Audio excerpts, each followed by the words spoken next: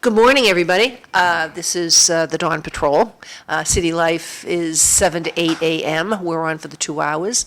I'm Evelyn Thoren. I'm your host for that time frame. And Sam Host Chase. or hostess?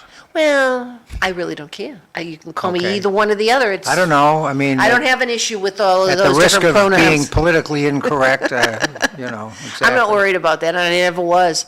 And Sam Chase is my co-host this morning. Bob Hoey isn't with us. We wish him well. You can see on the bottom of the screen Sidney Liang for Lowell City Council. He'll be in at 7 o'clock. There's a number of articles up on Google if anybody's interested in knowing more about him and what he's up to, what he does currently, and where he'd like to be headed for the city of Lowell, and who's running, who his opponents are. We can talk about that. It's too bad Bob's not in because he knows a lot more about it than we do. So Yes, he does. we're going to find out more about it when we get to that point. There's a number of things going on in Chelmsford, will be going on in Chelmsford. There's a lot of stuff nationally. There's different things in Massachusetts. Depends on where.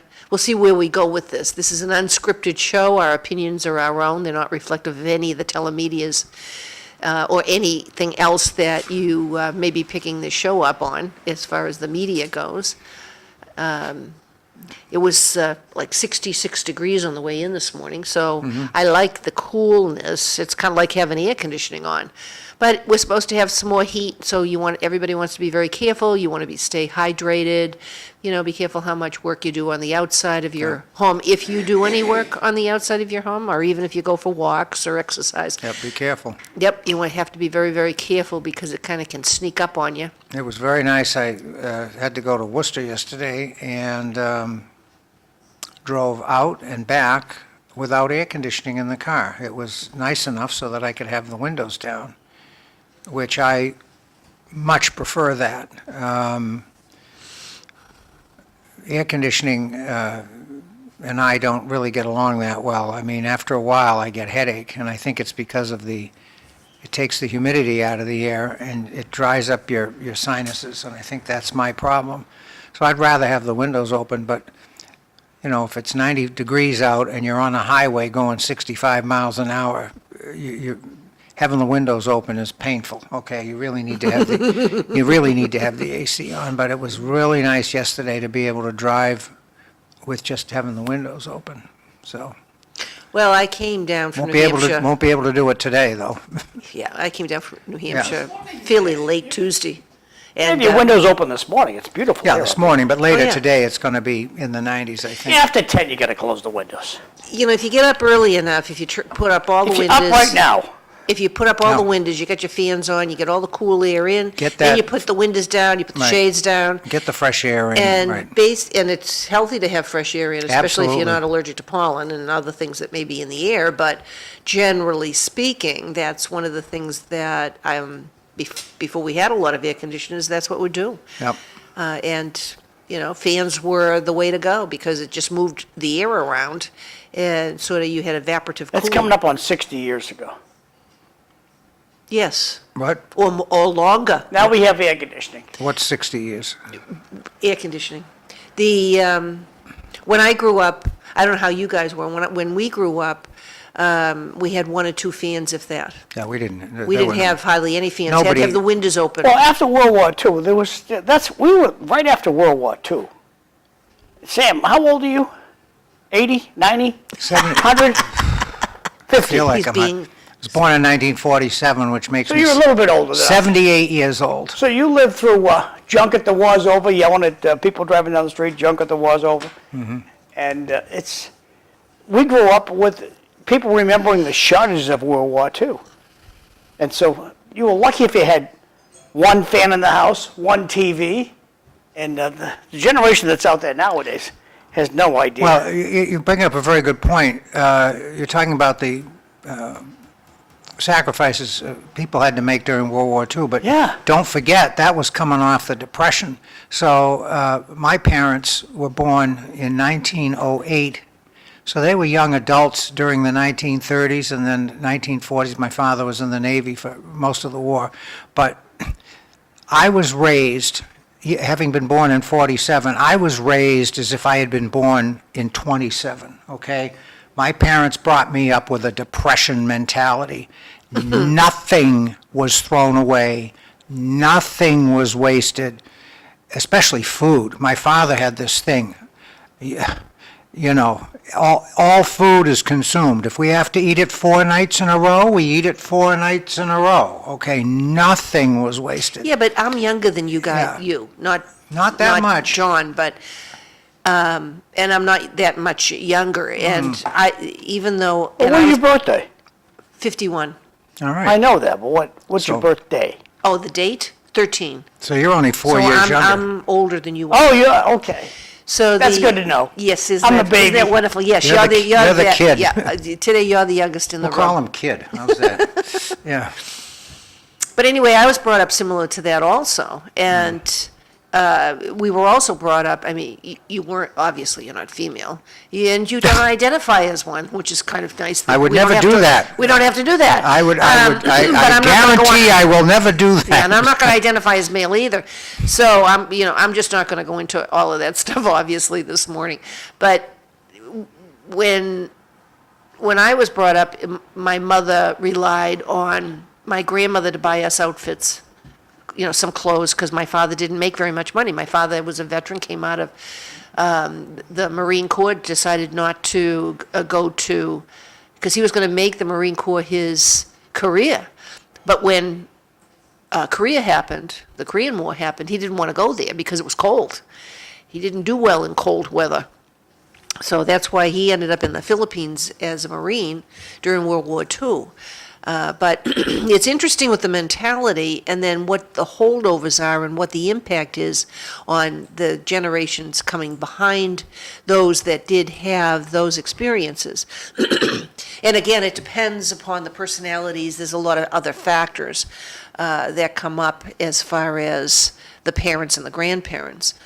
But I lived a lot at my grandparents', at my grandmother's house. She still canned. I mean, as an older lady. I mean, she had my mother at 43, and That was before cable, too, though. it was before a lot of stuff, My mother used to put up, before color television. I'm sorry, I my interrupted. mother used to, well, she called it putting up preserves, canning. That's what she did. And my wife does that. She, with the fruits, she makes the, Yeah, she does it she on a makes the seasonal basis. jam. Yeah. But it's not extensive. So to back up just a little bit, though. So growing up, I think we had 3 pairs of footwear. We had sneakers that we played in, we had Sunday shoes, and we had school shoes for a whole year, unless your feet grew. Back when we were all supposed to dress up for church. True. And as far as outfits go, I've been here and I've talked about the bargain center in Quincy Square. Anybody else out there experience something like that? Yeah, That we was- had a thrift shop in Concord. Same idea. Well, the bargain center was a private business, a private enterprise. They Well, did, so was the thrift shop. they bought fire sales, It was huge. That's what the It was thrift like shop did in It was like a Concord. warehouse in the center of Chelmsford. Yep. But they also had, they had glassware, besides clothing and shoes and boots and all that stuff. They had furniture, they had whatever it was that the guy could buy that he could then resell for, in order to make money. And that's a lot of places where my mother would shop, or Woolworths, and there's a couple of other places that were like that actually had clothing in Chelmsford, in Quincy. Quincy. And we would get one outfit to start the school year. You'd have all your leftovers, your clothes from the prior year. Heaven help you if you grew. And then my mother would just let the hems down. And then you'd have the line. Because you wore the clothes so much, you wore out the bottom of the dresses. And then my grandmother would buy us an outfit either for Christmas and or for Easter. And of course, you'd have the little white gloves and you'd have the little hat and the ankle socks and stuff, not as a teenager, but as, a pre-adolescent. And that's the way that worked. And again, as far as food goes, it was an interesting thing because you could predict, Sunday was the big dinner, then there was leftovers. Wednesday was Prince Spaghetti Day, so we always had spaghetti and meatballs. We weren't Catholic, but on Fridays, many times we did have some kind of fish, just because that was the thing to do. And it was fresh. And Saturday night was beans and, Oh, yeah. and hot dogs, Oh, yes. brown bread. But the brown bread that comes in the can. Yes, which I loved. I used to it was love great. that. Oh, yeah, I could eat the whole thing. They still And- have that? Yes. Oh. Yes, you okay. can still get it. I never thought about making it, though, because I think. Why would you? it's That a- canned stuff is terrific. I'll agree with you, yeah. Yeah. And I'm certainly sure they used cane sugar. So it was interesting to be brought up in that time frame. But, we were brought up with a Depression mentality, and to a certain extent, I brought my children up that way, so that they would appreciate everything. But we did have much better Christmases with my kids than I ever had. And, because by the time I was like 8 years old, it became evident that what you got for Christmas was what you needed all year long. Underwear, Oh, yeah. clothes, Santa was always good to me. That's still my favorite thing to get for Christmas. Underwear? Oh, yeah, because if I don't have to go clothes shopping, I am the happiest guy in the world, all right? And I have to tell you, I've been married for 46 years, and I haven't bought a stitch of clothing in 46 years. It's all done for me. My wife and my daughter, they buy my clothes, and that makes me so happy because I hate shopping in general, but I really hate clothes shopping. I don't like Trying it to get either. me into a store, forget it. Bill Dalton and I used to joke about that because Oh, he would shop all the time? Bill was a man who loved to shop, okay? Yeah, it didn't matter what it was. He didn't Food, care, clothing, tools. And it's a funny story. One day, I did go to Costco with my wife. I don't know how she got me to do it, but anyway, we're up there, and I'm in Costco, and my phone rings, and it's Bill. And he says, "Where are you?" I said, "I'm at Costco." Dead silence on the other end of the phone. "No, really, where are you?" He couldn't believe I was in any kind of a store. I said, "No, I am here." He said, "Boy, I wish I was there to see it." Well, my husband doesn't mind shopping for almost anything and everything. Online, it's just ruined everything because I hate you it. have shops at your fingertips. Yeah. And I'll briefly talk about that in a second, but as far as the Depression mentality, it'd be interesting to know how everybody else was and what you did and what you didn't do and what you put up with and what you didn't. But I was even doing canning when Glenn Jr. was 2. We went out to Cornell University for Glenn to do his PhD. He had a special Now, program you at call it work. canning, but really it's jarring, right? Well, it's preserving. Right, you didn't put things in tin And I cans. preserved a lot of different things. And there was a pear tree that was outside the apartment, and Glenn Jr. and I would go out there and pick stuff, and then I'd can all the pears. And then in those days, there's a lot of things you didn't have, and I had a friend who knew how to make fruit roll-ups. They called it fruit leather at the time, so I bought a dehydrator. I dried the apples, I dried all kinds of different kinds of fruits It's a when they lot of were on work. sale. Yep, well, the machine does all the work. So making fruit roll-up was relatively simple. You just took all the fruit, pureed it, and put it on wax paper, and then had a very thin layer in the dehydrator. And it was really good. You just couldn't do pears. Because pears are very grainy, and it's almost like eating sand. So you learn. I'm not a pear As you person. go. Yeah, plums. Now, peaches, that's another story. Right, and then you learn, well, of course, I knew a lot about it because of the chemistry. You put the ascorbic acid on it, vitamin C, not lemon juice, but it was a powder that you would buy, but it was pure vitamin C. And I don't know what the source was, citric acid. And that would keep things from browning. And so it was very simple with what we did, made all kinds of jellies and jams. Those are things I gave as gifts. So I would can, and then everybody would get that. Any of the kids, I had a sewing machine, I made them Raggedy Ann dolls if they were girls. There was a whole pile of other types of things that I'd make if they were boys, made aprons. I mean, I did all kinds of things that didn't cost a lot of money. I had the time to do it. And, it's just one of those things that you do in order to save money. I do an awful lot today to save money too, except it's a little different, in my age bracket. So internet online shopping has become very interesting. It's not that you would do that either, but I know that Glenn does it. I'm forced to in some respects because, as some people know, I have an old classic automobile, and it's the only way I can get parts. What is the old classic automobile? The 1965 Dodge Dart. It's the only way I can, and in many cases, it's the only way I can get parts for the car is online. And I'm very leery of that, but I have to tell you, unlike some people, because you read all these horror shows, I mean, I've had wonderful success with eBay, for example. I have never been stiffed, okay? And in fact, in most cases, the quality of the item is better than advertised.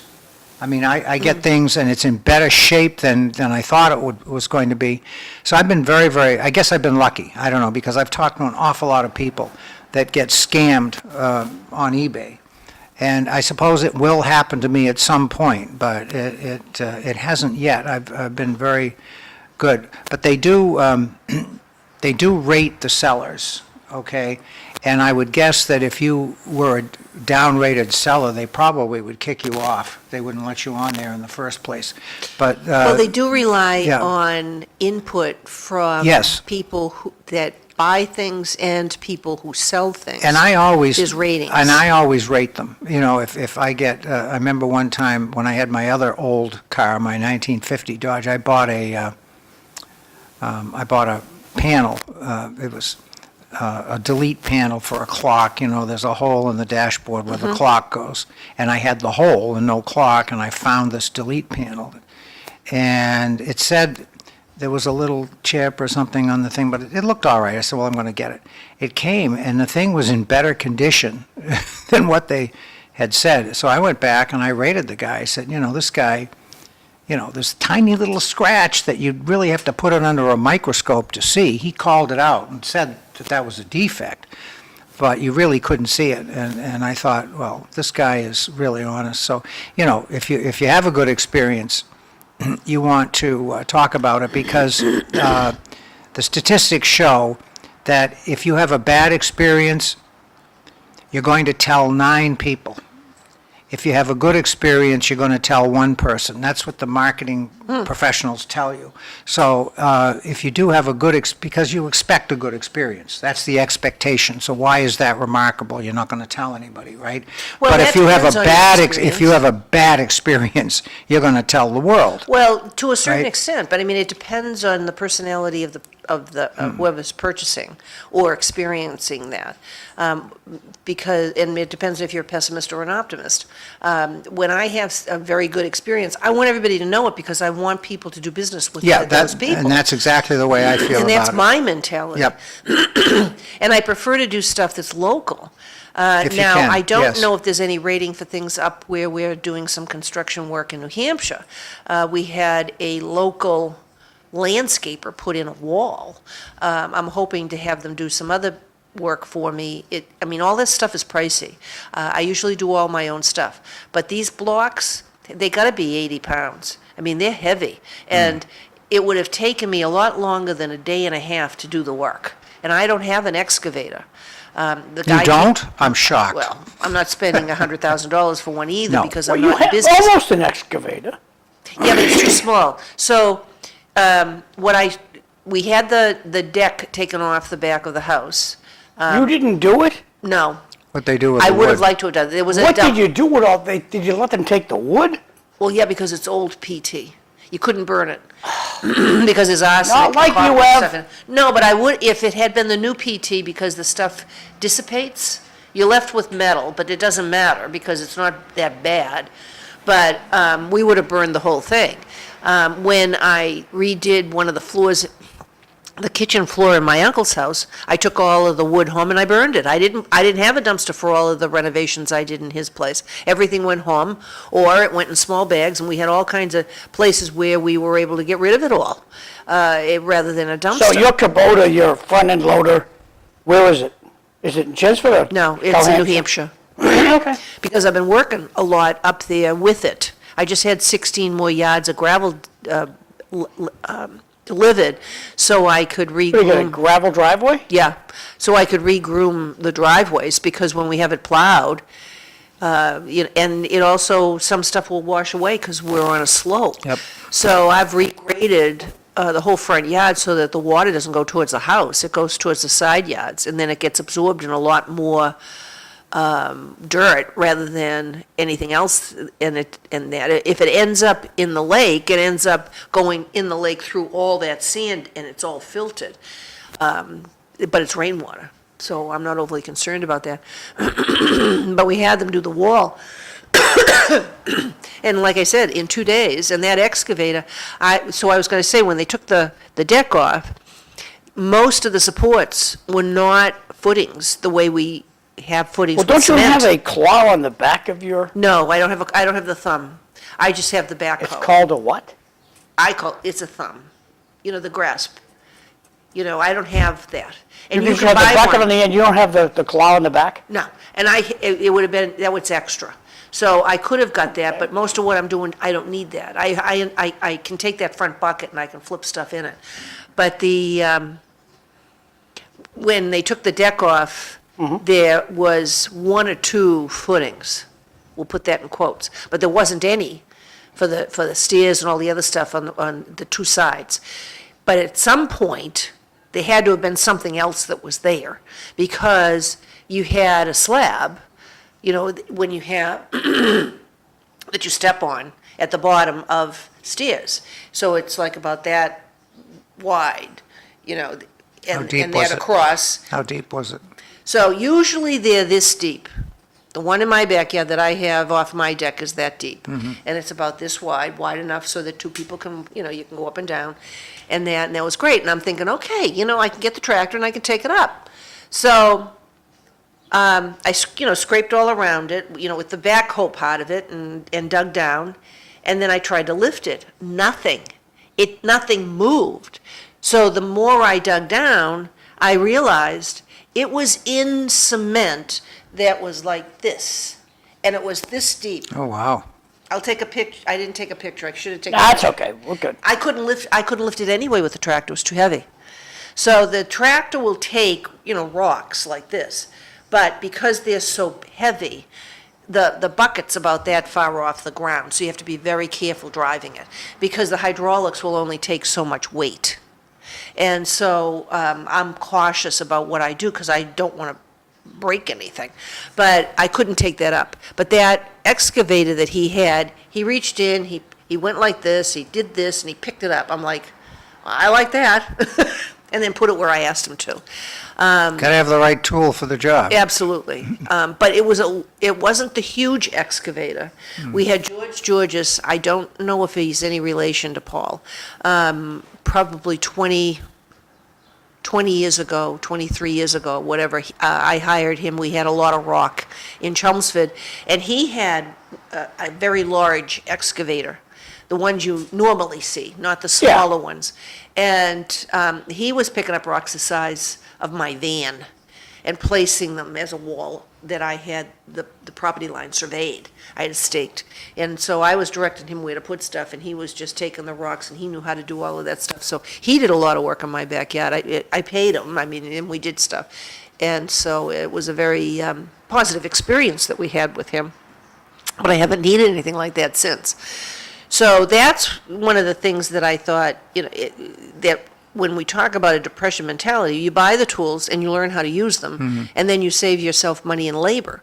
And so I always looked at the fact that I was a stay-at-home mom, but I had value added. I learned how to do all kinds of stuff, so we didn't have to, unless it was something you had to do, like electricity and plumbing, but all of the landscaping and sheetrock and tile work and things like that on the inside, if we wanted to upgrade stuff, wallpaper, painting. Some people don't even paint anymore. Just for the people who don't know what an excavator is, this is the real McCoy right here. That's the big one. That's the one that George And has some had. people, when you go with the rent-a-center, this is the excavator you're going to get. Right, but the one that One of these two, you get one of these little babies, and it Yeah, the one that- doesn't do what this thing does. The No. one that the guy had, if you go, scroll to the right.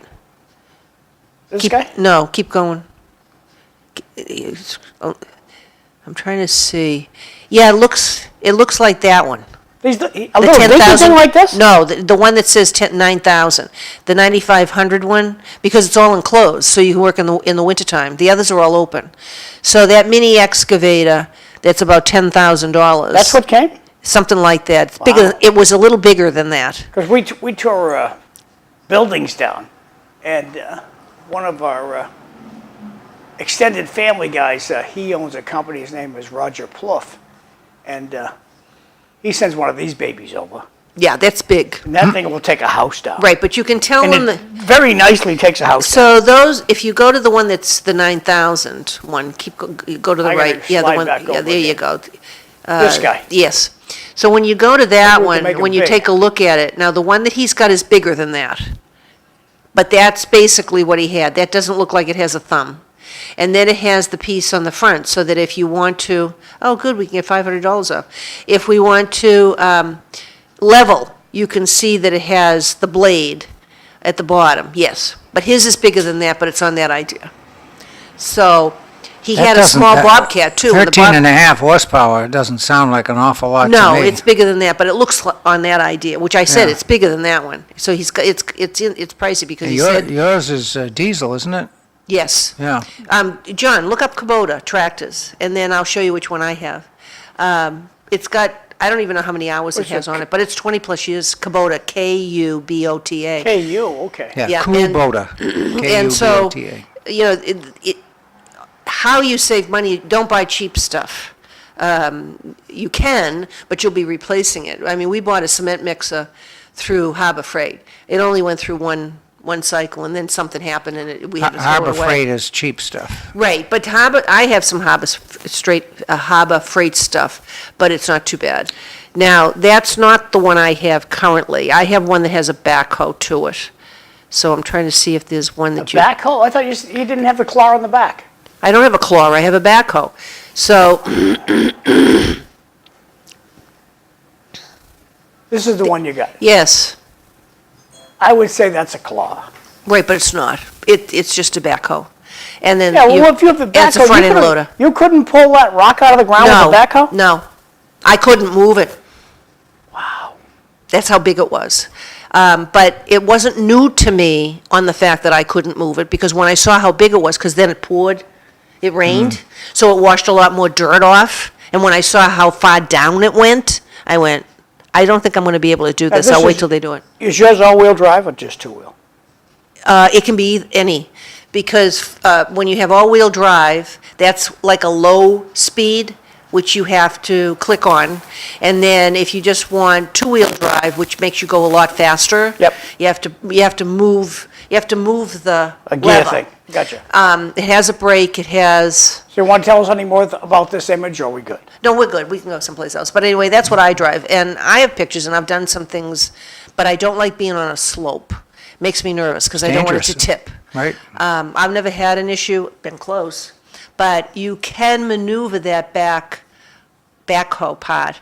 So if you go left or right, you can add more weight to one side of it if you're on a slope, so that you change your center of gravity, so that you can do things on a slope. But I prefer not to. I don't like that. It makes me very, very nervous with regard to that. And, you know, I've moved a lot of stuff. I know how to level. I mean, it's really, I would Well, like to be through on it for hours and hours. You weren't born with disability. You experience taught you how to do that stuff. Yes, yes. So practice.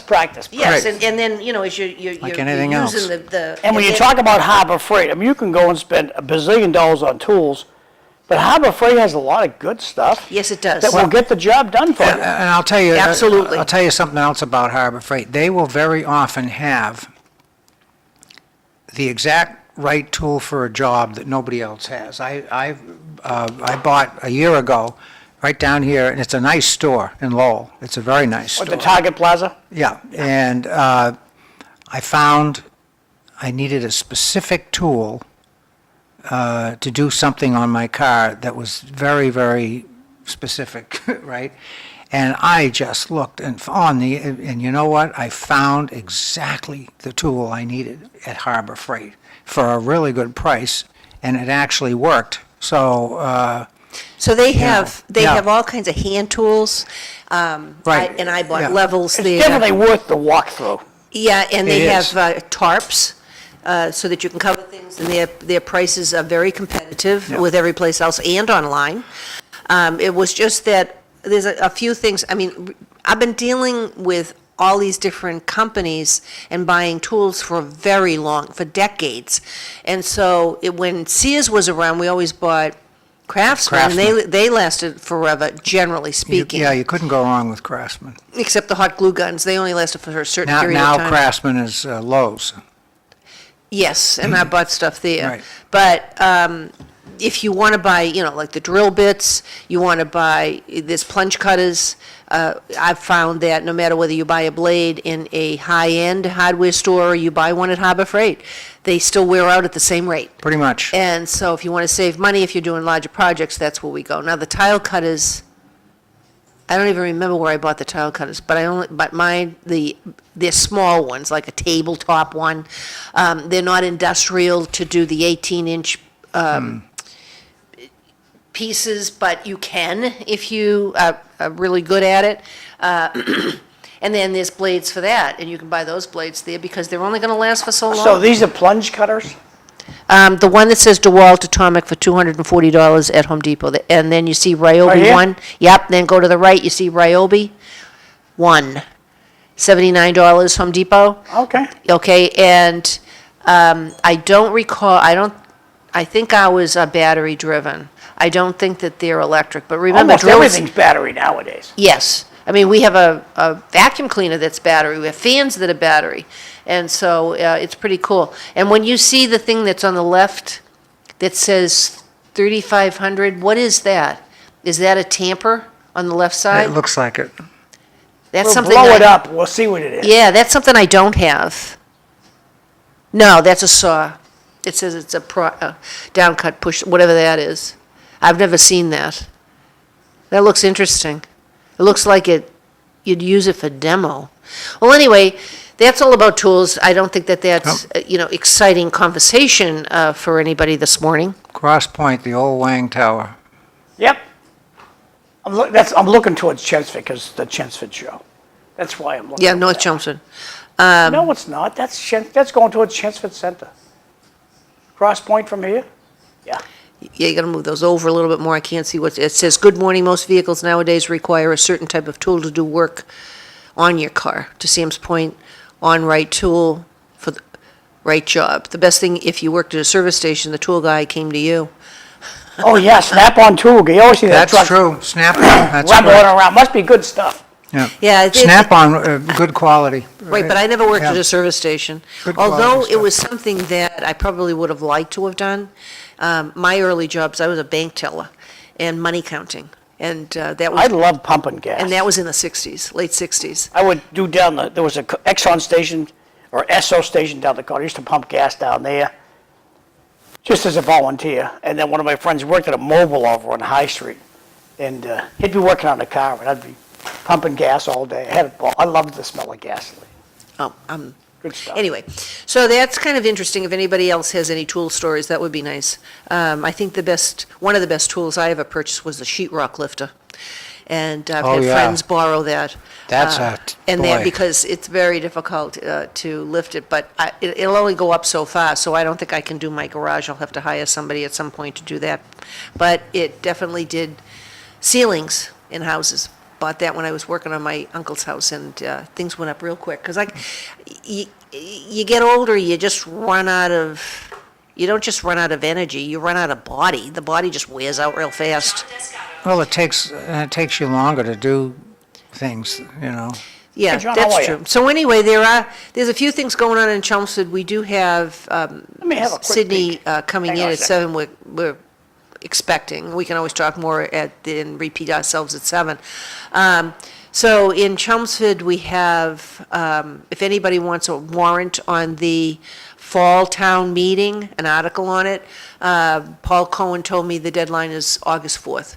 Right. I am the chair of the Yes Technology Education Fund Committee, and we have a meeting this evening, and they're looking at changing some of the wording on the bylaw. That has to go to town meeting. And obviously, August 4th, that's in 2 weeks. So I want to make sure that I had a week cushion in case we needed to have a second meeting. So we're going to do something like that. So August 4th is the deadline. And then, what's another thing that's going on? Millstream in Chelmsford is a private property, privately run organization, 501c3, and they'll probably have another open house this fall, so please be aware of that. When we know what it is, we'll let you know on Facebook, and we'll let you know in other different kinds of venues, including the one that you're watching.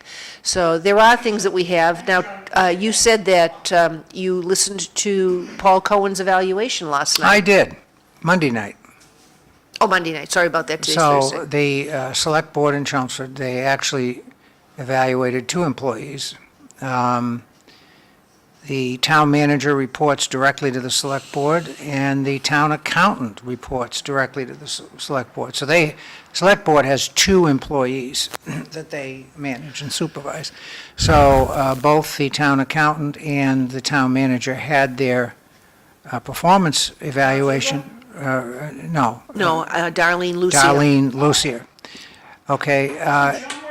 Yes, but he's the town treasurer. John is the finance director. He is a good guy, extremely competent, and one of the hardest working people I think I've ever known. So the performance evaluations are done in public, and both the accountant and the manager got very positive reviews, and it looks like we may have Mr. Cohen maybe for another 3 years, and I think he may retire at that point. That's not definite, so don't hold me to that, but that's what I think we're looking at. I think the town accountant I think she's close to retiring as well, maybe another 2 or 3 years for her. But we want to hold on to these folks as long as we can, because they're both very valuable and good employees and have done very well for the town. So I was very happy at Paul Cohen's review, because he's done an outstanding job. I mean, the town, for the 3rd year in a row, we've got a AAA bond rating, which is the highest you can have, and not that many municipalities in the state have that. Those ratings are reserved for generally very wealthy towns where money is no object, and if they need more money, they just do an override. But that, In Lowell, money's no object. Yeah. We just blow money right out the window. well, Lowell's different Well, that was because, a bust up a little bit. Evelyn was Yeah. talking about a sheetrock lifter. yep, And, It's like any one of those. these are sheetrock Yep. lifters. yep. And as you can see, this guy right here. If you're doing ceiling work, you gotta have it. Yep, I didn't buy it on eBay. I bought it at Harbor Freight.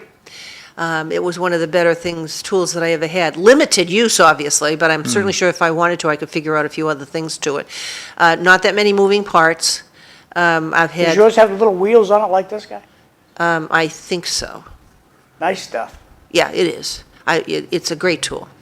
So are all of the tile cutters. I think I have 4 different kinds of tile cutters. I still haven't done the backsplash in my kitchen, but we're working on it. We bought the stuff a long time ago. It's just we have got an awful lot of things on our plate, and in the meantime, before we first started, we had another granddaughter, so that was that. So in Chelmsford, some other information, because Velu told me that this goes out live for the 2 hours on Thursdays for us. So I we can check, because they're online. Right, so the other thing, I did send John a couple of things on Messenger, which I thought was of interest, that we can bring up. We can bring it up the next hour, too, if we don't get our guest, or if he comes late. No, there's 2 guests now. John Descoteaux coming. Oh, okay. And Sidney Liang. All right, well, that's fine. So there's a couple of things I sent to you. So the first one had to do with the fact that the state legislature did, in Massachusetts, voted to increase the Evelyn- Chapter 90 funding. Highway. This is you live in Chelmsford. Oh, good, we're live. you know, Hi, say everybody. wave to all your Chelmsford friends. So we have, the House expands Chapter 90 funding. I'm not sure what the source of the money is, because the article didn't tell us that. But it does tell us generally what the line items have increased by. So Paul Cohen will be on, I think, in September, and he will share with us, how much that's going to be on our cherry sheets moving forward.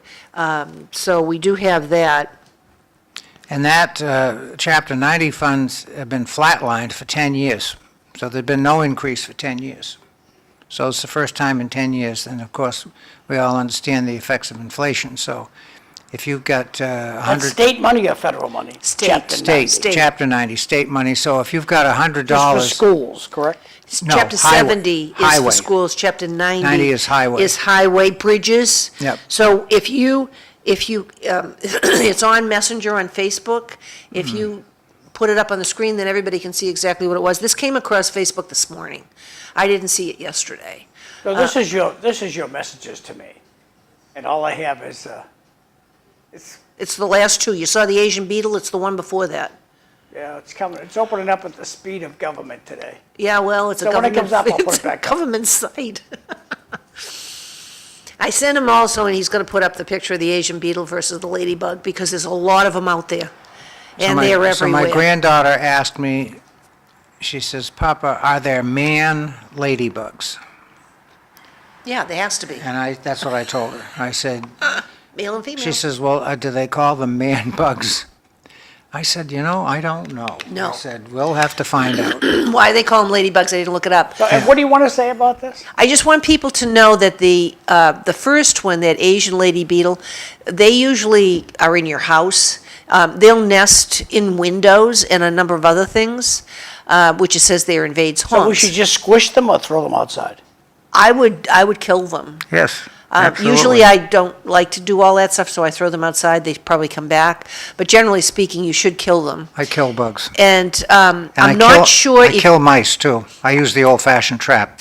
Bang, they're dead. Okay, well, Oh, I'll tell you about we'll the talk about mouse mice lady later. So the ladybug, you can see Right. there's less dots. Yep. That's the easiest way. There is a slight color Oh, difference. look at that. Yes, there's quite Right, a so- difference in the number of dots. Right, so some of the Asian lady beetles do have the same color, but generally speaking, they're a lot more yellow. Oh, okay. Didn't So know the that. others are more red. So we have to This- find out why they're called ladybugs, because there Well- are male ladybugs Well, we as can well. look that up. So you turn them over and you see what's down there. Well, Oh, Check their junk. Well, how was she going to do it, Sam? it could be I'm that not sure there's a you'd be different, able to see it. it could be that there's a different color, or there's a different number of spots, or there's a different way that they're feathers. Because I looked up something, not intentionally, but I came across Facebook, how to tell a male chicken from a female chicken when Called it's a rooster. only this big, a chick. And it has to do with the shape of their wings. And I thought, okay, learned something there. Not that anybody cares. So just to conclude about the ladybugs, Yep. this one's good for you. Yeah, This one absolutely. here Yeah, they eat aphids, they eat all kinds of stuff.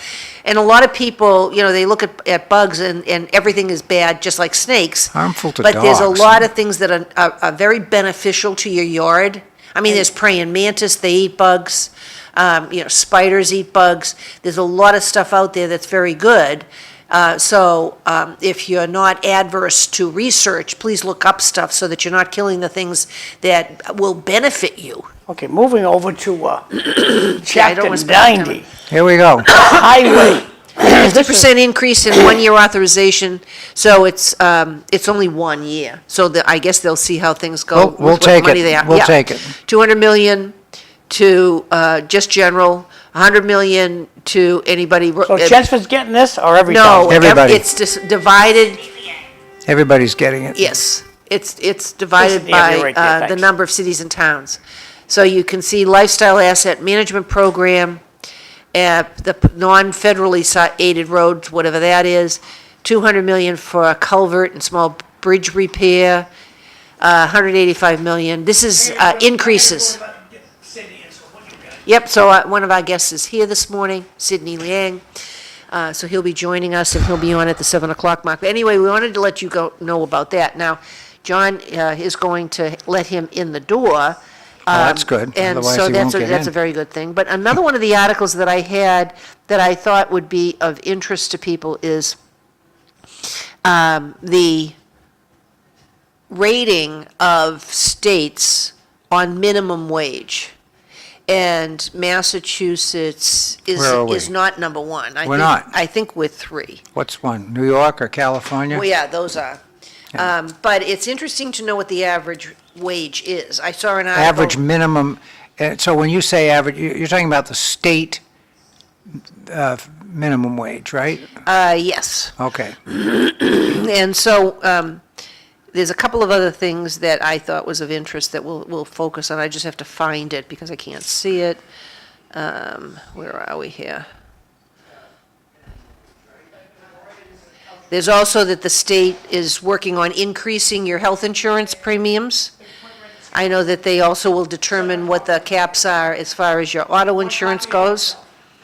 And it used to be, Massachusetts used to be the second highest hourly earning state in the country. For This is minimum from the wage. Bureau of Labor Statistics. We're now down to 3.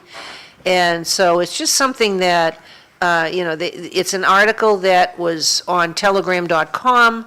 The average hourly pay in Massachusetts is $42 an hour.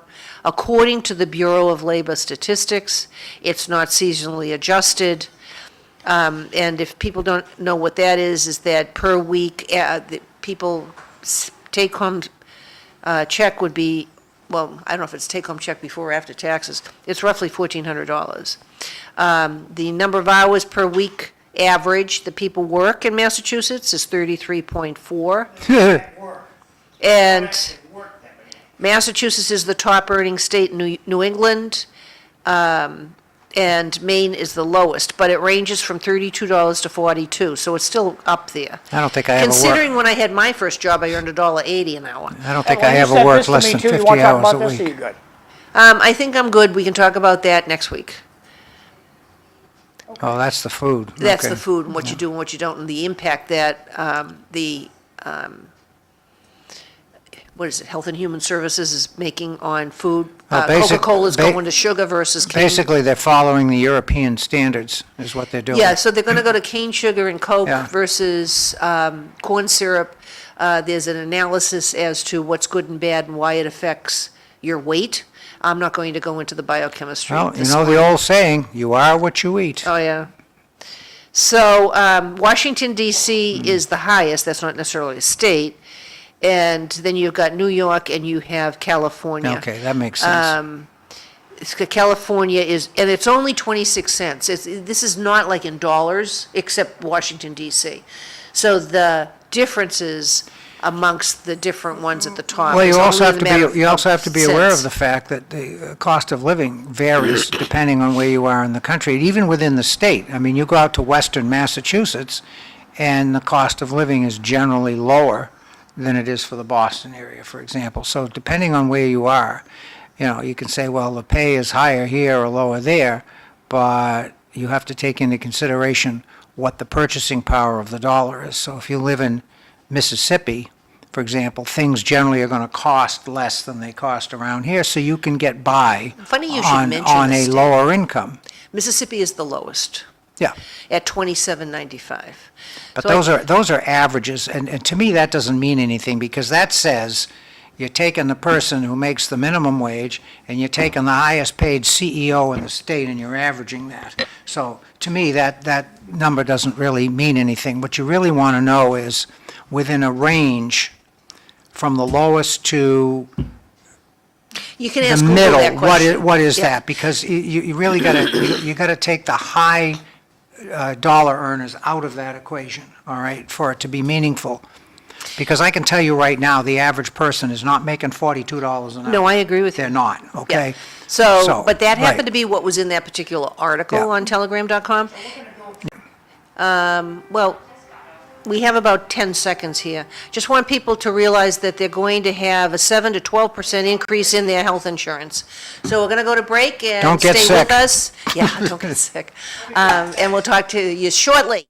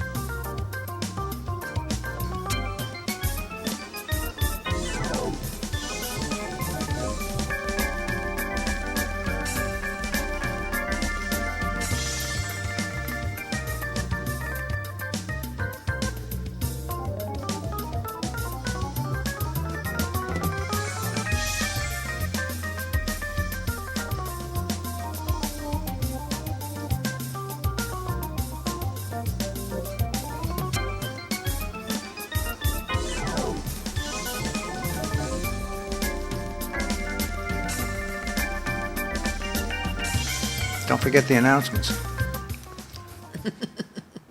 Welcome back to City Life. I'm Evelyn Thoren. I am your host for the next 58 minutes, roughly. And we have Sam Chase as my co-host this morning. Bob Hoey isn't with us this morning. We do wish him well. It would have been nice if you had been here, Bob. You know a little bit more about Lowell politics. Sam and I are from Chelmsford, but that doesn't mean that we don't know what to ask, since we have been involved in quite a number of local campaigns. And some state campaigns over a lot of years, a lot of decades that we've been doing things like that. We have two guests this morning. We have John Descoteaux and Sidney Liang. They're both running for Lowell City Council, but they're not running against each other.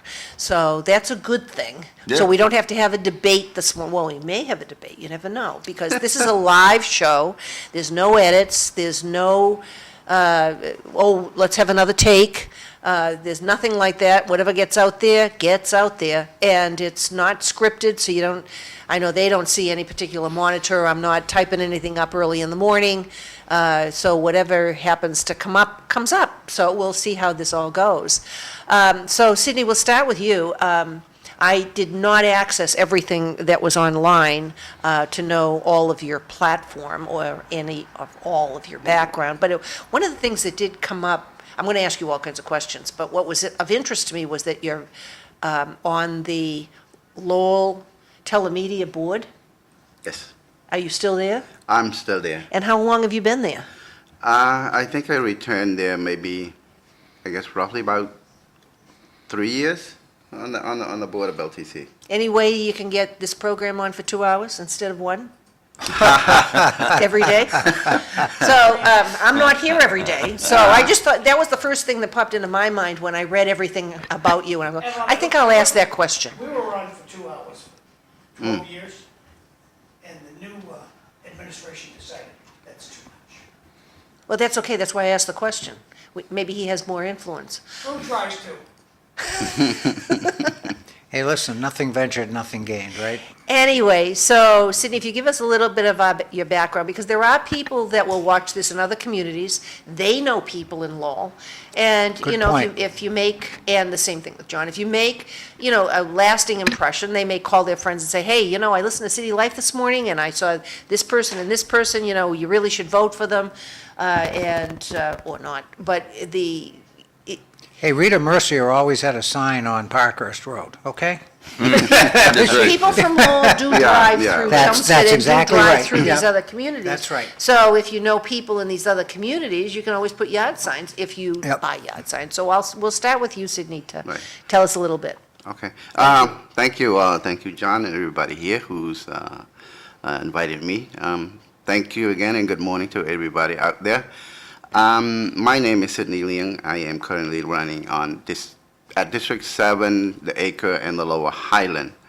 And I've been in the Acre for, I guess, over 30 years.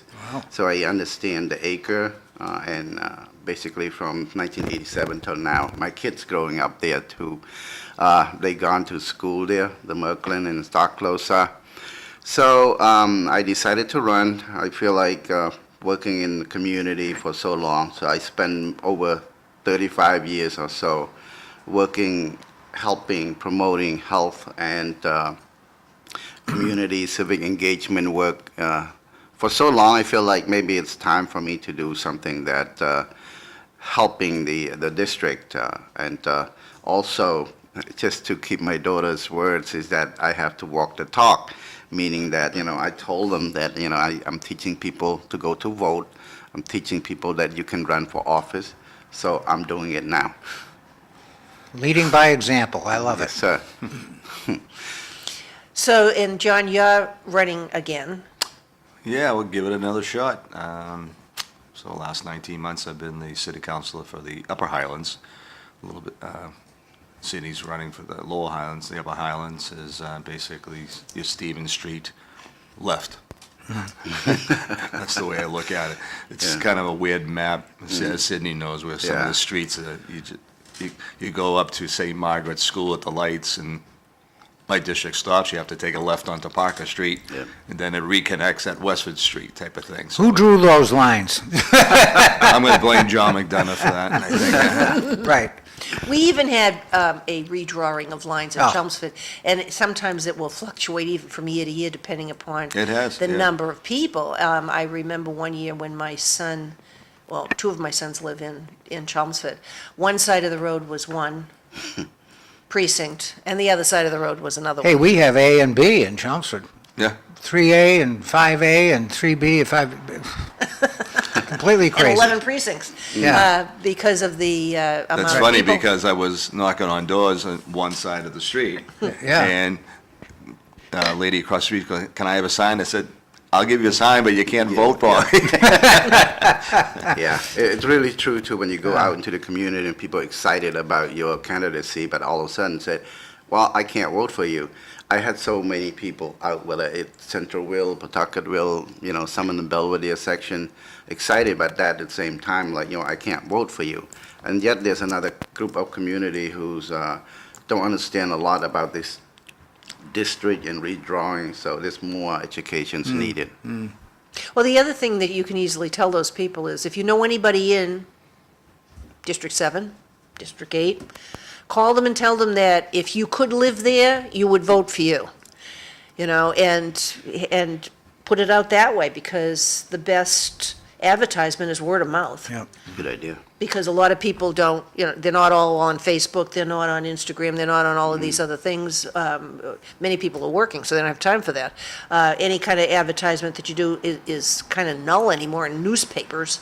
And the same Yeah. thing with radio. TV is this, unless there's some big thing that happens in Lowell, and you end up on television through Boston. But other than that, there really isn't, the mediums are decreasing in terms of what we're used to when Sam and I would run, with all of the different listings. The other Oh, thing it's is the mailing. totally different. We've done mailings, and we even do mailings sometimes for town meeting reps, Yeah. but just so that people know, because the lines were drawn and they're different. And when they redistricted us, my precinct changed. I didn't move, but we renumbered the precincts. So now I'm not in Yeah. one of them versus another one. So everything does change over time, and that's kind of interesting. So I'm curious to know from both of you, living in Chelmsford, how has been the voter turnout as compared to Lowell, which has seen obviously declining votership in years past, but how's it been in Chelmsford? In terms of just a local election? Yeah. Okay, so typically, well, I'll start 20 years ago. So 20 years ago, typically, we'd get, You're gonna have to hold that down Yeah, for a second. okay. Evelyn, what are we gonna have to, this is my version of apple fritter bread.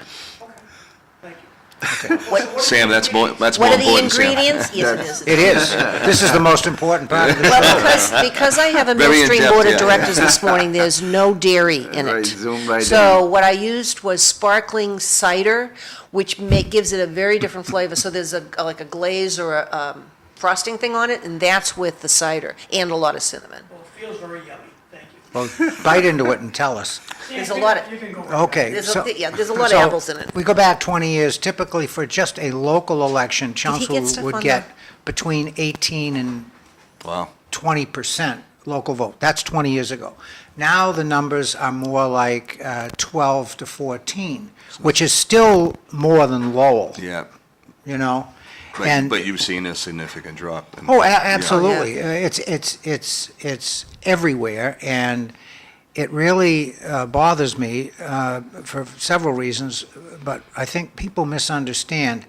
I've always felt, you have local elections, you have state elections, and you have federal elections. The most important election to you is the local election. Correct. Because that's where the services get delivered, okay? And you have the most influence over your local politicians because you can get your hands on them, okay? And so people who think it's not important to vote in a local election, if you have to make a choice, if you could only vote in one of the three, vote in your local election.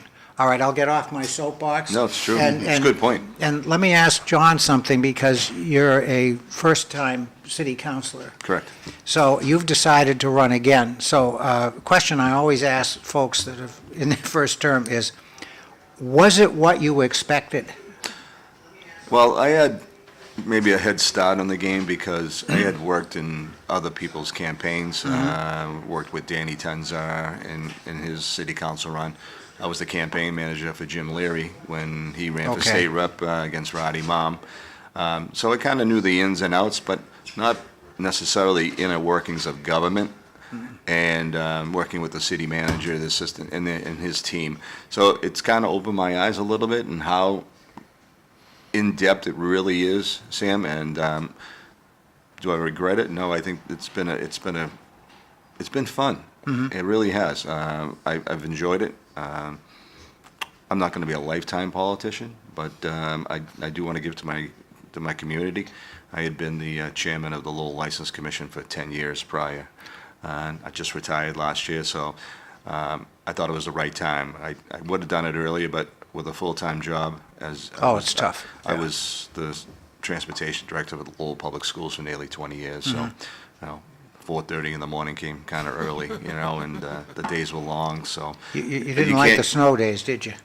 Or You know, trying to find what people was good was inside. that I made the call, but the superintendent is the one who took the took the hits if it wasn't Right. the right call. So, but I thought it was the right time. 19 months, 20, 21 months ago, and it's knocking on doors and getting the signs up and talking to people. So. In the 19 months, when you think you're I've lived in the Highlands for 34 years, and prior I was at 18 years. I grew up in Centerville.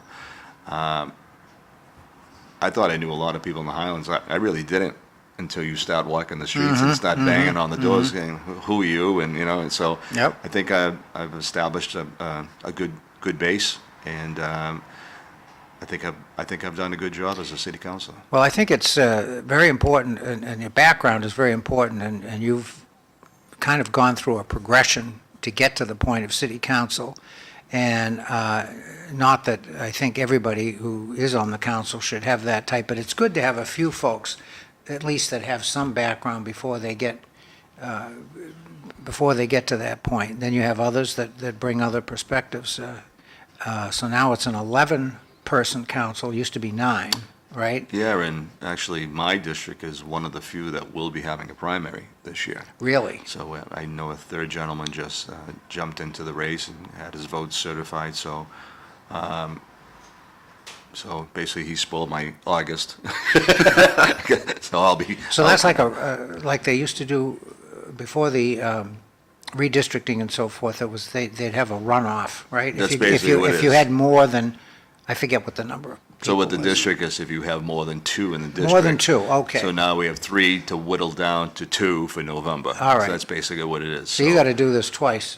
Right, District 3, which is Belvedere, has a primary, Yeah. and I have a primary, and other than that, all the other ones are either... So you're off the hook. No, actually. you have a primary too? Yeah. Oh, yeah. okay. no. I thought you only had 3. I thought, September 9th.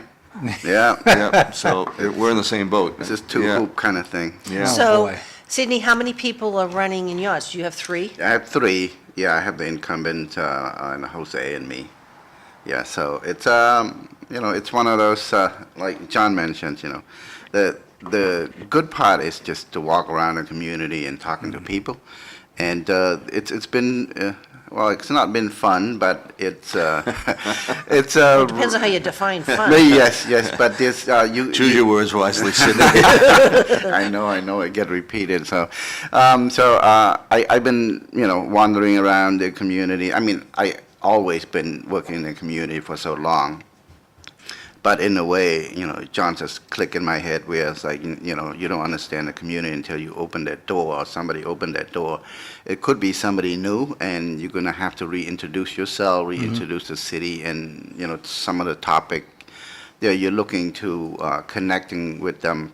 And so therefore it's a, one door, another story, another door, another stories, and trying to convince them. So far, I'm just trying to do a outreach kind of thing. So there's no door that I'm not opening. So basically, what I'm doing right now is to do a mass outreach. We'll go to the community, walk the street with the sign, knocking on doors, as well as leaving the palm card at the door, just to make sure, because I know turf cut is a little bit different where you targeting people. We just like, okay, whether you voted last time or not, it's like you are, I guess being introduced to me and my candidacy and my team. So yeah, we're walking down the street. We have about a quarter of a section left for the acre to do some legwork. That's pretty good. So how many I- people are in each one of them? I interrupted you. No, it's fine. No, it's fine. Go right ahead. How many voters are in each of your districts? There's got to be an average number. I mean, there's a number that they look for. That's why they keep redistricting. But how many households are you looking A little at? bit over 8,000, is that? Yeah. 8,000 voters. Well, that's what we had last year. I mean, last election, I won with 800 votes compared to 400 votes for my opponent, and we were the second largest compared to Belvedere on voter turnout. And So you had what, like an 8% turnout or yeah, something? 8-9%. Yeah. That was Yeah, about local it. is low. The only time, And so this will be, As high as unfortunately, Queens. I think this could possibly be lower. I mean, Oh. because this is the only thing that's on the board right now. There's no state really or federal election at this point. So you really, like Sidney says, getting to the doors, and knocking on people's doors is very vital, and especially to somebody like Sidney who's new Right. to the race here. But like in the Highlands, I have a lot of families and older couples that have lived in their homes for 30, 40, 50 years. And, in the summer, I'd go by and, an elderly person, come on in, have some lemonade. I'd end up spending an hour with her, I said, I'd love to be here more, but I got to hit some more Yeah. homes. But, that's what people like, and that's what instilled in their mind, that he took an hour of his time. And you know what? You got my vote, Well, and that is exactly right, and you have to ask for the vote. People want to be asked for their vote. And if you don't spend all of this time and doing the outreach and actually talking to the voters, I mean, that's really the best thing you can do for your campaign. So you've got a primary. It doesn't look like we're lacking for candidates this time around on city council. I mean, are there any spots in the city where people are running unopposed? Yeah, there is. I know Mayor Rourke is unopposed. That's right, Danny, right. Councilor Corey Robinson is unopposed, I believe. And I believe somebody might have got certified signatures to go run against Kim Scott. I'm not sure, but I believe there's another one there. But Okay. I know Councilor Rourke, Mayor Rourke, and Councilor Robinson are unopposed. Yeah, and that's that's Oh, good. and Sakri Chow. Oh, okay, Sakari so there's Chow a is number of them. unopposed, So yeah. that's really not, I mean, if you're the incumbent, that's wonderful, but I mean. It's really, it's. But it's not good. It's not good, and especially you look at school committee, there's only one race that's. And that's astounding to me in Lowell. In Lowell, Okay, Because the school committee is always very contentious and so forth, so that's. So you're gonna see one new face Yeah. on the school committee, basically. That's amazing. You know? That's amazing. well, I think that regardless of where you live, it's a challenge to get people to run. It is. A lot of people don't want to put in the time because of the media, whether it's local or it's not. They don't want to have to deal with all the politics Right. that comes up, and all you have to do is say one wrong thing, whether you mean it or you don't mean it, and it stays with you. You die with it, which is unfortunate. The social media has killed the interest in local elections. Agreed. It's The killed it. printed media used to do the same thing. Yeah, So Yeah, look, but not I'm gonna everybody read it. shut your mics off, I gotta do the announcements, and you guys can chit-chat over there. Nobody can hear you because your mics are off. If you want an announcement on City Life, real easy thing to do, just send me a text message, that's my cell phone number. That's the best thing, or call me, I'll be happy to put it out there. So every Friday, thanks to community teamwork, we have a Lowell Farmers Market every Friday, and it's gonna go on until October, 2 to 6 p.m. at 350A Dutton Street. And so what you're doing is you get down Dutton Street and inbound towards City Hall. And at the traffic light, there's a bridge on your right-hand side. Go over that bridge and you'll see the farmer's market. And vegetables, a good time to be had over there. Here's the next guy. Okay. This weekend, the Lowell Folk Festival. Free bus rides.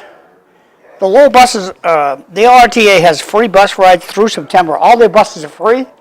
All you got to do is give a hearty wave to the bus driver. You do not have to be at the bus stop. And bus driver will pull over for you, hop on the bus. It's free.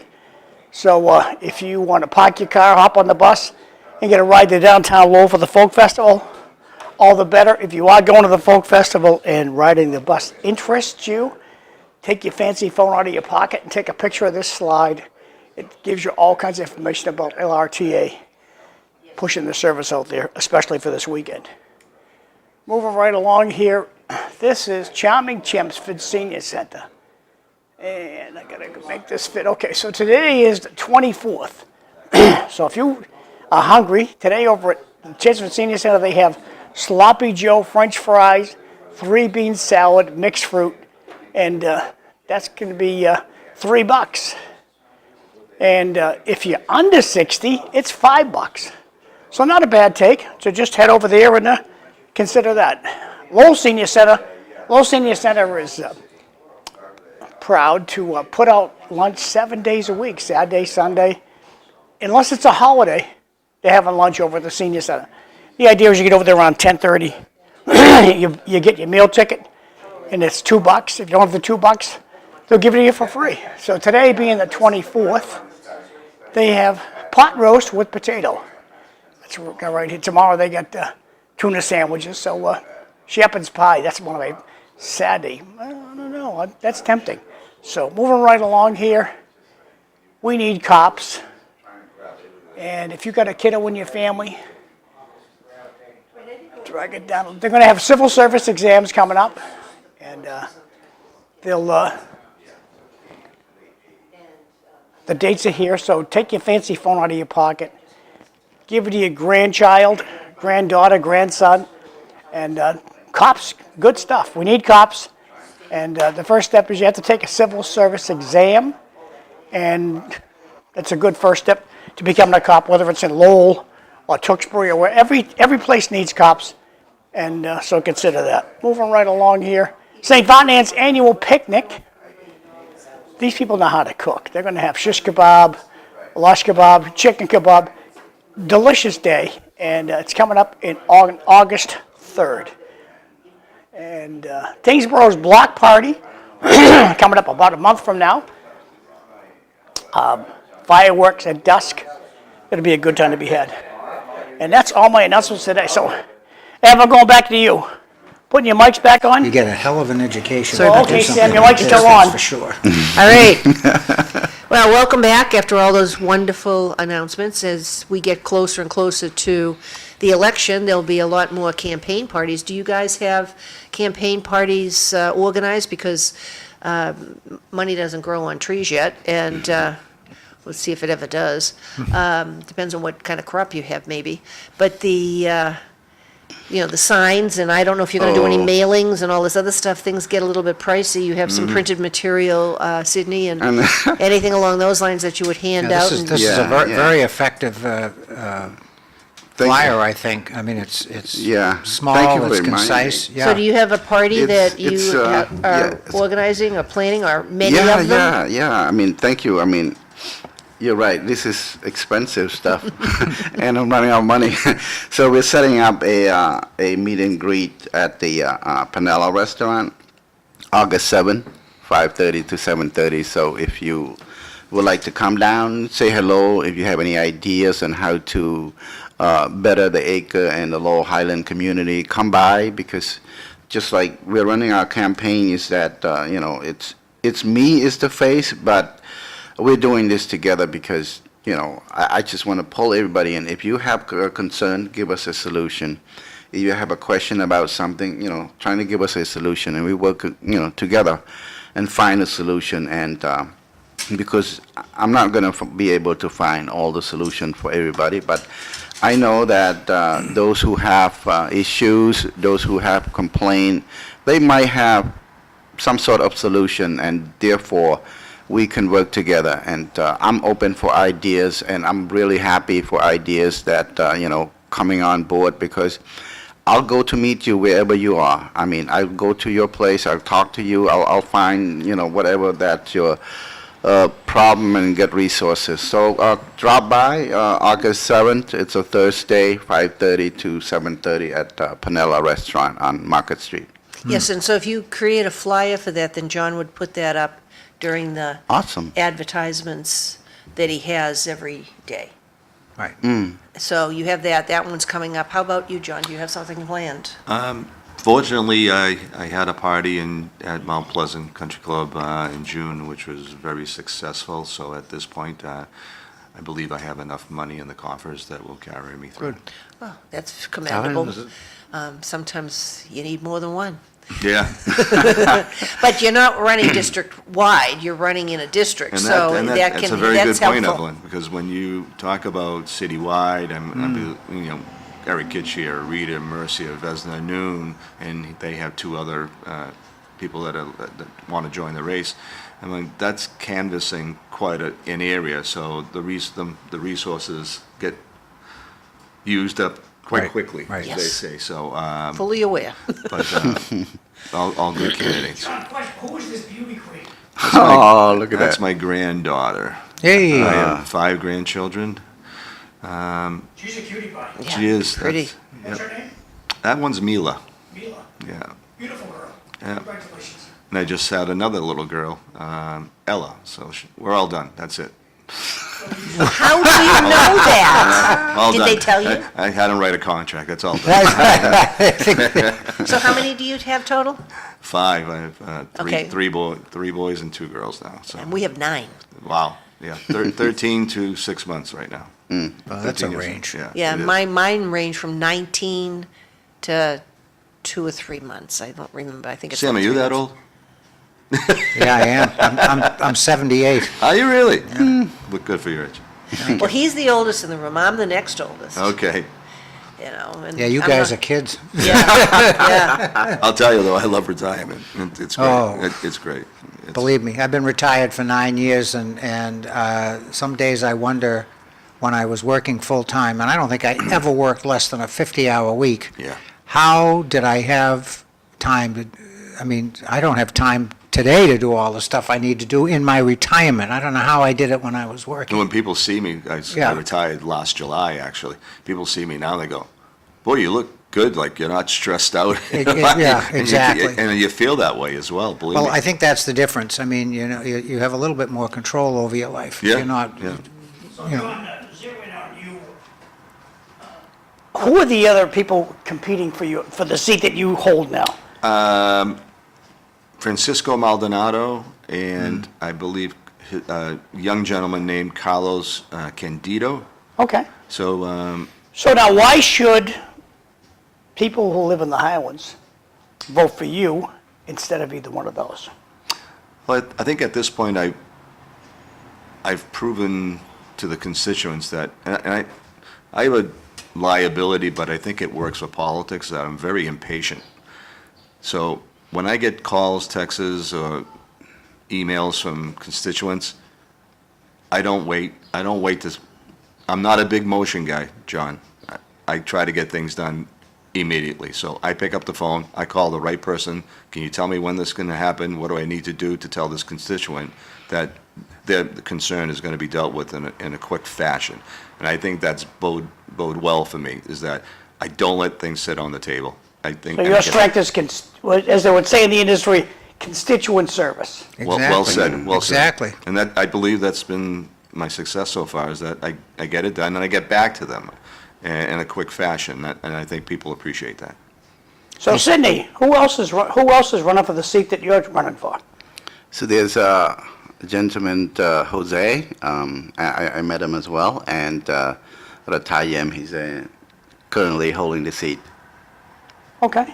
Yeah. So what makes you the right choice for this seat? The right choice. I think. Well, you most- can say why should people in the acre vote for you Yeah. instead of somebody else? Right. As I said also earlier, that I mostly grown up in the acre, went to low high, and walked the neighborhood. And in addition to that, professionally, I've been working as a community health advocate, community health workers. So I talk to many residents, on a regular basis on their health concern, whether it is diabetes, hypertension, and cholesterol and whatnot, and just teaching them about things. So, and I get to know the community. I know the nonprofit world also, and I know the private and public sector. There's different stakeholders that I already connected with. I believe it's just more that it's just a different post, a different position in a way that what I used to do. I understand a lot of people, use the word politics in this, but the job is basically, helping the community, helping the residents, get a better quality of life. And with all the different, within all the three people, I think I have most experience in public services, community services, as a community advocate. So I've been doing that for over 30 years. So So what's your occupation? What's your real job? My real job. Your paying job.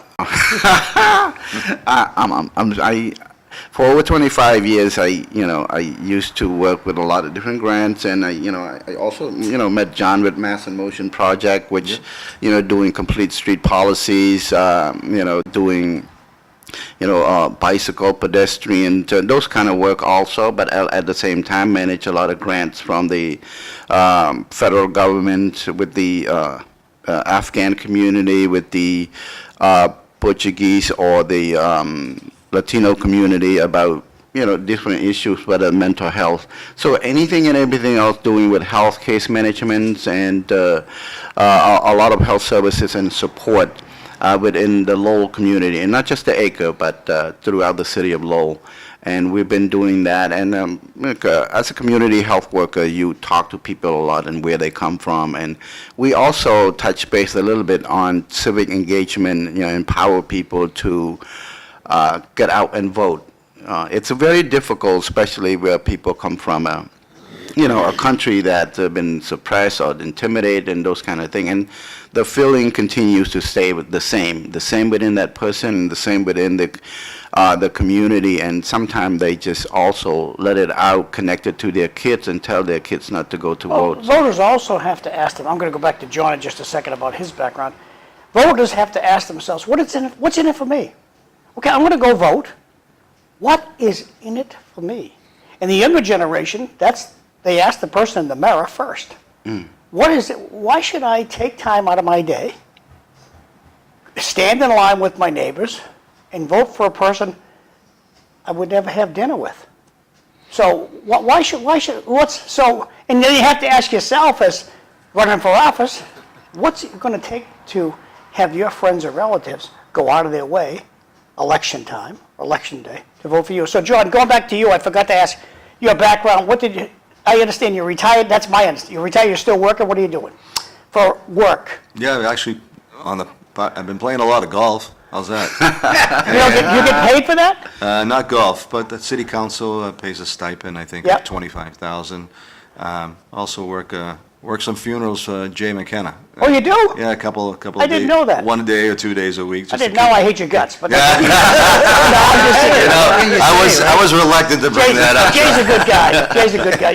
Well, your biggest asset, you're related to Andy Dakota, right? Yeah, Andy was, he's my uncle. He's obviously served in the school committee, I believe, for 2 or 3 terms. His daughter-in-law, Frankie Dakota, ran for city council, was in city She council was for 2 for terms. 2 years, yeah. So it's kind of in our blood, I guess you would say, that we stay involved in the city. But that, I really want to go back to Sam's point, is that I really think social media has been a detriment, It's killed it. especially to our younger population of people. We cannot seem to get the 18 to 35-year-old people to vote. Why should they? What's in it for them? Why? Because they read social media, John, and all the negative, and politicians are all corrupt and this, and they just want to get rich. They don't care about you. And all these people keep on hearing this rhetoric. And the thinking is, Should I bother? It's going to be the same old, same old. Well, the only reason why it's same old is that you don't go out and vote. You can't change the tide if you don't vote. So I think that's probably been one of the most difficult things, and I don't think it's just Lowell. I think it's everywhere. Right. Nationwide, you could say. Voter turnout is down, and I think it's sad. No, I don't hate think to say it's- it, my son is 34 years old. He voted for the first time 2 years ago for me. He was 32. And it took his dad running to get him to For vote. him to vote. Because what do I do? How do I do this? But it's a little like golf. Either you like doing it or you don't. No, I don't know that it's a Well, I'm like. getting worse at it, so, So, John, I don't think it's a like thing or not. And when I was bringing my boys up, I would take them to Yes. the polls. And I would say, this is something that your grandfather went to World War II on. He tells you all the stories. He put his life on the line to keep us free so that we are able to do that. And that was a consistent message. So it would be interesting, which I have not asked my phone, or you can do the statistical analysis, to find out whether or not the parents of the people that are not voting, they didn't vote either. Or if they have no connection with why you should vote, because people died for the right of us to be able to freely vote. Yeah, it's true. Yeah, Very you try to be under influence, but, and then with my children, I have one of my grandchildren that is old enough to vote, and because of what I did with my children, they're doing with theirs. So it is something that can be handed down verbally and emotionally if the parents do that. And even if they do it and the child decides they're not going to vote, for whatever reason, at least they tried to do that. Right. And they continued to vote. I think it was one of my children, the first election that he voted in was mine. But he was 18. So it wasn't as if he waited till 32. He registered to vote.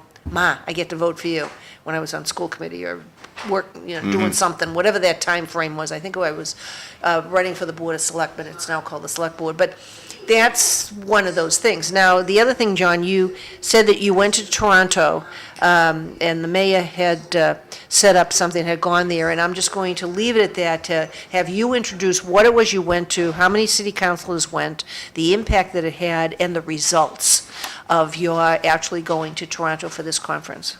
Yeah, it really kind of hit midstream in the city 2 weeks ago when the people from the Urban Economy Forum came to Lowell. But going back to how it all started was Mayor Rourke had gone to a mayor's conference up in Toronto, and they were kind of showing off Toronto as, their urban revitalization, what had happened up there. And Danny had basically said, how do we get into this? And, there's sustainable developmental goals that you need to reach. And once Danny and City Manager Golden looked at it saying, well, we've checked off a bunch of these boxes already, and I think we'd be a great candidate. And then the ball started rolling. So the Urban Economy Forum is kind of a byproduct of the Urban Pavilion, which is part of the United Nations Habitat. And they'll look, what they do is they look at cities around the world and try to revitalize it. We are in an MOU with the UEF right now. Things are looking very good. I think we have one sustainable goal left to finish for our profile, and then things will get rolling. And when I mean rolling, is that we're looking at the UEF probably investing $2 to $4 billion into the city. Basically, this is an industrial revolution part 2, in bringing the city to what it can be. And they were very impressed with our sustainability division that we created. We have a young lady, Catherine Moses, who's heading it and has done a tremendous job over there. And looking at some of the renderings. See, what they do at the UEF is, if you say, well, listen, we want to build a housing project, well, they're going to say no. They want to know about the infrastructure, the climate is involved in that, higher learning, where in Lowell you can go from pre-K to a PhD. They loved hearing that. And I think so everything seems to be going well. In fact, Toronto people came here 2 weeks ago and had a 3-day event-packed 3 days, and we showed them our city and what we envision it to be. I was just telling Evelyn, case in point, Sam, one of the renderings has where Cross Point Towers is, and that parking lot that's been empty for 20 years.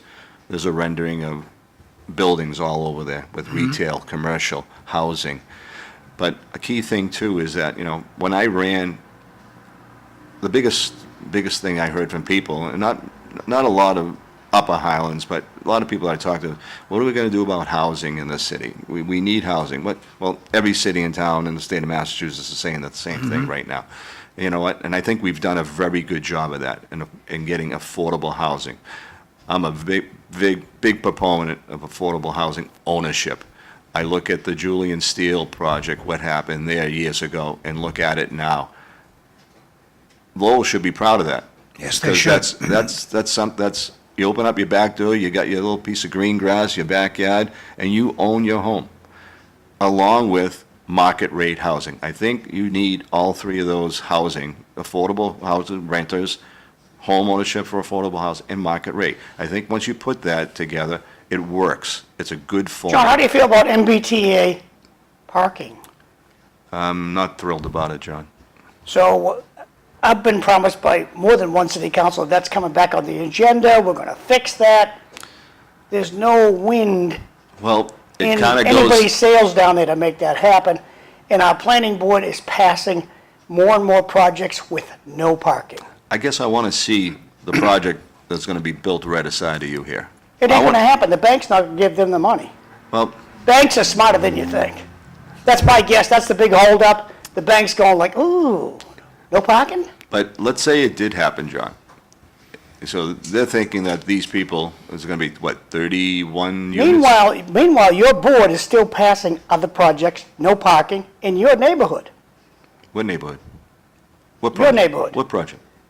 There's plenty of projects being passed. In the Upper No Highlands? parking. In the Upper Highlands? Yeah. Tell me which one.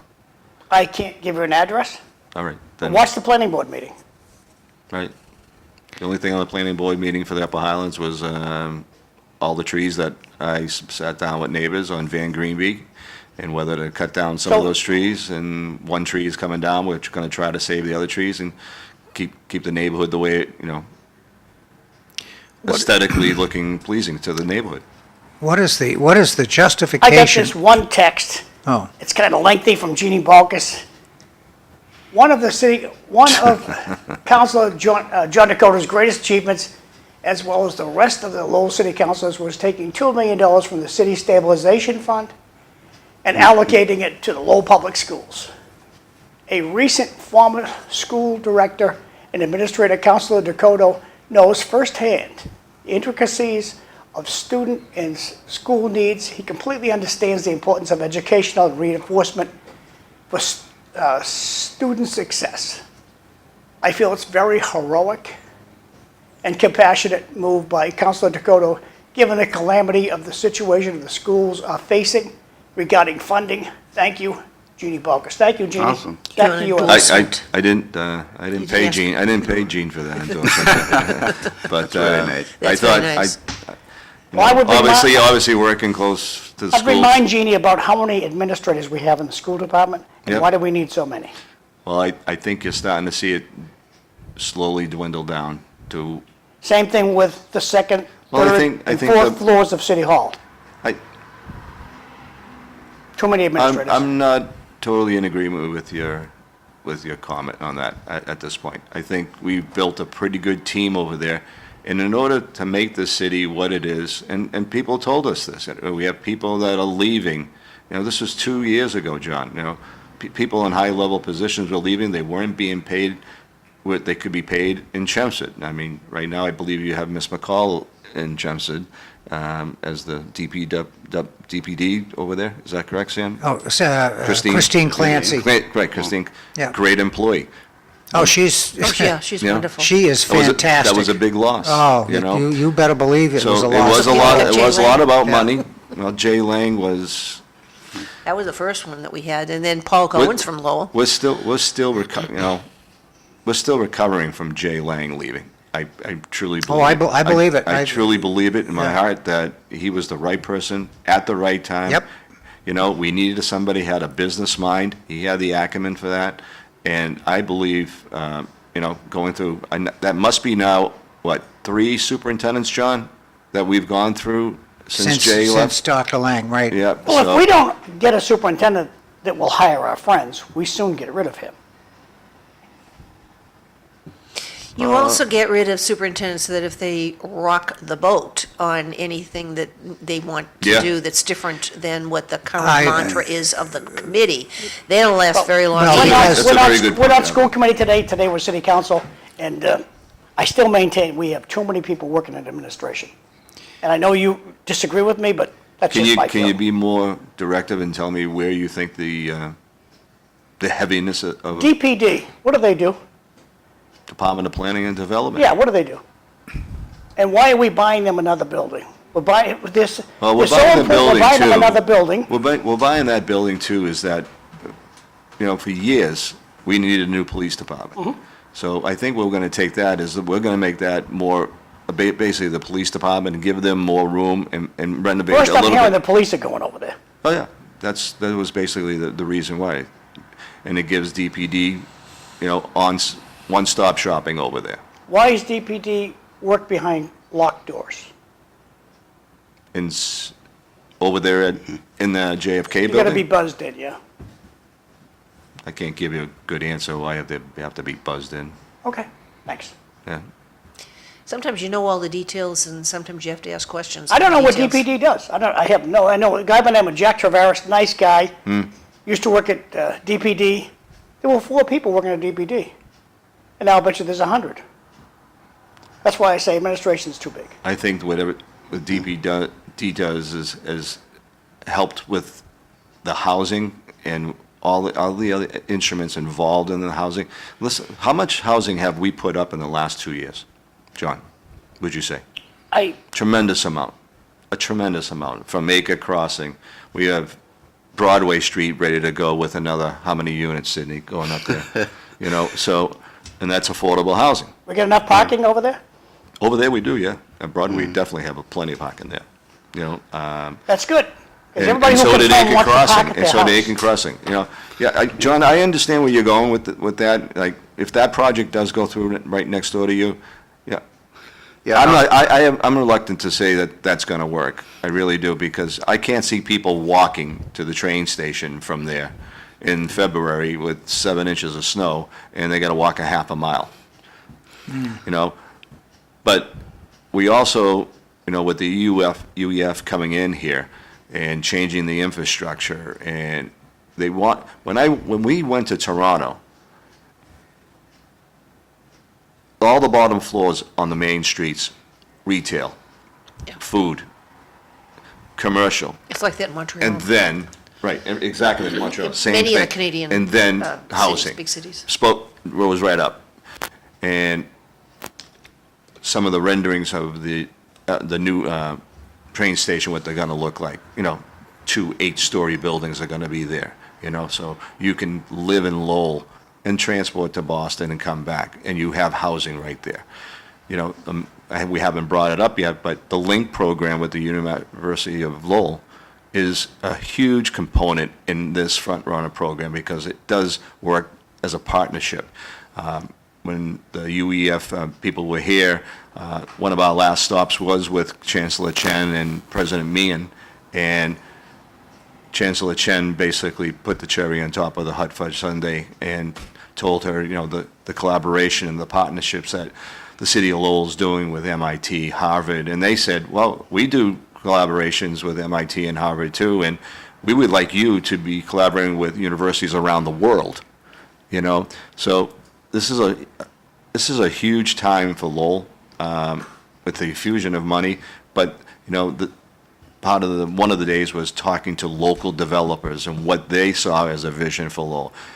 Sure, do you ever want to use our developers? They have developers all over the world. They have investors that are going to invest in this city.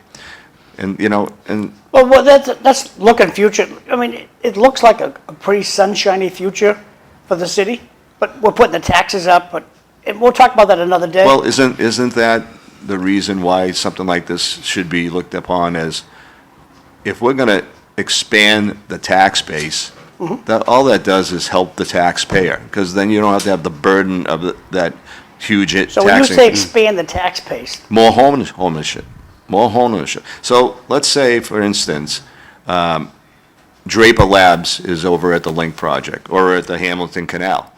All right? And we have some very bright students out of the University of Lowell that are doing AI innovation and all that.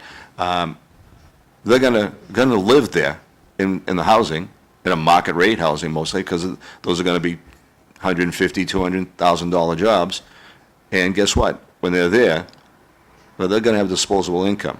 That means they're gonna go to restaurants, they're gonna go to retail. And that's what helps the tax base, is that more home ownership builds the tax base. And if you do that, that will take the burden off a lot of the residents in the city of Lowell who have been really hit hard in the last, 3 years. And I think it's a win-win at this point. Yeah, I know you say it's rosy. Is it going to happen tomorrow? No, but I think we're on our way to, I think, a total urban revitalization in the city. okay, one of the viewers wants to know about potholes. So, John, Pothole. what's the, You you know got what's a pothole in front of your house, what's the process to get that? You know what? I will tell you, I have less phone calls than I ever had now with the new 311 system. You call the 311 system, you can get online, City of Lowell, and it goes under the 311. Your concern, what it is, from potholes to anything else. You click it off. You can even put a picture of the pothole that you have in front of your house on there, or you can just say the address, and they'll say, okay, thank you for your submittal, and usually a pothole will be fixed in 24 and 48 hours, right? You want to also, in addition to 311, I agree, 311's really good, but there should be additional education or maybe additional staff. John, I do want to look into why there's more staff right now at City Hall than before. Then you just hold that thought for one second. Lowell needs more working people, not more people on the system. And that's what you got on you. So, yeah. Please continue, Sidney. Yeah, I just want to mention that too. Right now, I think we have additional staff, maybe 200-300 more. I'm not sure the number right now, but I know that there's additional staff at City Hall than before. Maybe there's more work, I don't know, but that's something I'd like to see as well, because the resident and the taxes and the potholes and everything else seem to be popping up, all over the place, and it takes a lot to fix, some of those stuff, but it should have been like 5 or 6 staff. Running for city council, I drove around the city. I drove to all the neighborhoods, all the 8 neighborhoods, and I compare them. I compare between my neighborhood and, Centerville neighborhood, my neighborhood against the Upper Highland, my neighborhood against Belvedere. I looked through all that. I drove about 2 to 3 hours all around, and then I looked at it to see what are some of the issues that I need to make sure have the level playing fields before we even moving forward. Because, John, if you rank up all the district, against the acre is always on either the bottom one or the bottom 2. So we need to balance that out. We're like, what are some of the issues within each neighborhood, so we can just solve all of these stuff so that we can walk at the same pace. The acre can't be at the low end all the time. The acre cannot be, being, for example, like, I talk a lot about potholes. There's a lot of pothole there. But I do know that we need to, look into the different issues involving the different districts and trying to make sure that it's equally maintained. We have So City you Hall. say that, and you say that the acre is at the bottom. How do you plan on bringing the acre up to what you feel like Belvedere and Upper Highlands Right. is? How do you? That's, there's a lot of things that's involved. Of course, civic engagement, getting involved. The community need to really report what's going on. The community need to really tell City Hall what's going on, whether it is a broken light bulb, but it is a pothole, whether it is crime, so there's a lot more education being done in the community, or should be done in the community, so that they can continue. I know it's hard to voice your concern, sometimes people, you think people don't listen to you, but keep at it. I mean, again, these Boulder down in South Common, it took me, a year and a half, almost 2 years to get to make one simple correction. That was not that people not listening to Sidney, you. I call it the speed of government. Now, both of you guys have a TV show on LTC. Sam has a TV show on Chesford Telemedia.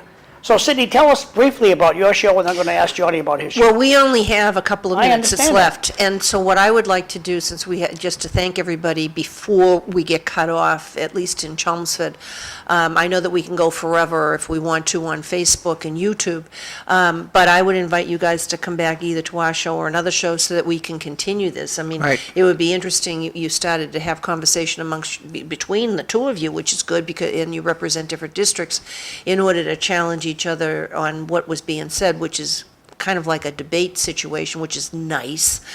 And so, because we're, like I said, we're going to end shortly, if you have 1 minute just to ask for the vote, I'll start with you, Sidney, for you just, because you want to watch that clock at 5:59, it goes off.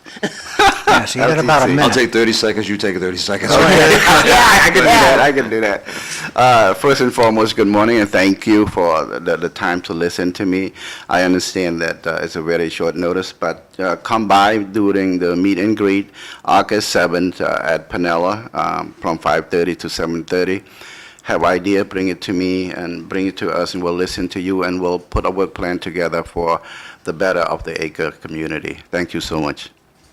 Your turn. From my viewpoint is that, to my Highland constituents, I will continue to do what I have been doing for the last 19 months. I feel I've served the district quite well, and I continue to look forward for re-election. And don't forget to always ask for the vote. Gotta have the vote. Yes. This is the last comment for the day. I've been calling for 2 months, and nothing's been done on 311. Tell So- Where is this? tell her to email me, and I'll try to take care of it for her. What section is it? I can help too, even though I'm not a council yet. Well, when it's- You can actually, on 311, it'll tell you where it is in the system and when it's supposed to be done. So I would put in another request if that's the fact, but knowing that you had a problem not being fixed, I would definitely call your district counselor Yeah. and find out exactly what's going on. Well, again, thank you very much for being our guest this morning. Thank you. It was Appreciate it. very informative for all of the different people that may be out there, and even in the communities. If you know people in Lowell that's representing their District 7 and 8, you can always voice concerns, or you can encourage those people to vote. Thank you very much for joining us this morning. Thanks, Sam, and we'll welcome. see you next week. And there's a lot to like in Lowell. Just Yes, remember it that. is. Thank you so much. So tomorrow, City Lake, we got Jose Caventes for City Council, and Melanie Gilbert's going to be our guest. Hey, thanks for getting up extra early, guys. You bet. Thank you for what Thanks you're doing the for invite. Thank you for lovely the Lowell, coffee, too. Massachusetts. Yeah. And I got to He switch. makes good coffee. Well, it's good. It's good. So you in tomorrow. Chelmsford, we go off.